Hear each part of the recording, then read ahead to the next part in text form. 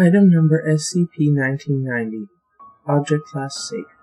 Special Containment Procedures. SCP-1990 requires no specific containment procedures at this time.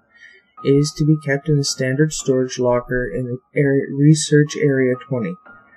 Standard humanoid testing areas are required for the testing of SCP-1990. All of these testing areas must require a bed of any size. As such, Testing Chamber 2B is now the standard testing area for SCP-1990. Description: SCP-1990 is a small stuffed plush tiger.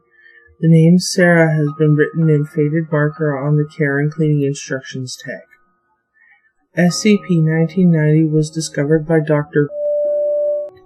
during a routine info sweep of local towns near Foundation Site 14. Newspapers had reported a strange incident in which a man and a woman had died from suffocation, the cause of which was found to be burial under a large pile of 1925 issued Dutch mark. The couple had earlier reported that they were having money issues. Upon discovery of SCP-1990, Dr. found a young girl approximately 7 years of age in the house where the incident occurred. The young girl was in a distressed state and was holding SCP-1990. SCP-1990's anomalous effects occur specifically when a subject is holding it before they go to sleep. The subject holding SCP-1990 must think of something they desire in the form of a wish and then fall asleep for approximately 8 hours. Upon waking, a mediocre version of the wished item or concept will occur. More advanced wishes start the moment the subject wakes up, while some wishes have been reported as not being fulfilled until later that day. Attempts at making multiple wishes in the same day through multiple subjects, transferring SCP-1990 from one subject to another through the course of the day before each subject slept, have failed. The original subject to make the wish must have SCP-1990 within 30 centimeters of their person for the remainder of the night, or else the wish will fail. Addendum: due to the nature of SCP-1990 and that wishes must be thought of instead of spoken, D-Class personnel would be too volatile and not trustworthy enough to test SCP-1990. Dr. has been assigned to carry out all testing of SCP-1990. All wishes that are of a physical material are to be designated as SCP-1990-1, SCP-1990-2, and so on. See test logs for additional information. Test logs of SCP-1990. Due to only Dr. testing this object, he will be referred to as subject for the entirety of this test log. Wish. Subject wished to find $20. Result. On the next day, subject woke to find a medium-sized jar of liquefied metal now designated as SCP-1990-1.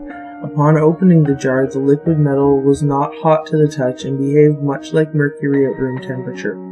Further testing of SCP-1990-1 showed it was comprised of 91% copper and 8% nickel. This was found to be the same alloy mixture as a current U.S. quarter. There was enough liquid in the jar to be sold for $5. Wish. Subject wished for a pet of the Canis lupus familiaris, or dog subspecies. Addendum: on the next day, SCP-1990-2 had disappeared entirely, including any shed hair or skin particles. Subject's memory was not affected and still remembers SCP-1990-2. Wish. Subject wished that no D-Class personnel would die tomorrow from other SCP experiments. Result. No D-Class personnel died that day. Addendum: due to no D-Class personnel dying that day, hundreds of SCP experiments were ruined. Several doctors were killed.